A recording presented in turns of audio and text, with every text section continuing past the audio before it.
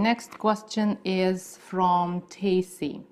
It's also related to yarn because she asks about blocking acrylic. I know you did a blocking video, but would you do a more detailed one? So there is nothing special about acrylic, basically. I know there is that myth, that acrylic can be blocked. It can be blocked, and quite successfully. Actually, I have a swatch over here. This is the acrylic yarn.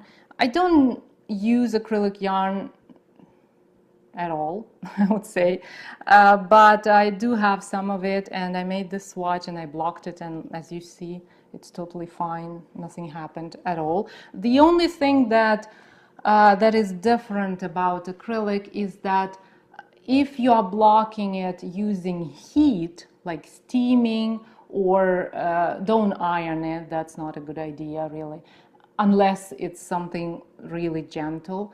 But steaming could be dangerous in terms that you can melt the fiber, because acrylic is synthetic, basically. It's plastic, right? So if you apply heat to it, it might somehow change the texture. And if that's not something you're looking for, then just stay away from steaming, or do it really gently from afar. But wet blocking is perfectly fine. Well, I mean, nothing really different. And I'm gonna link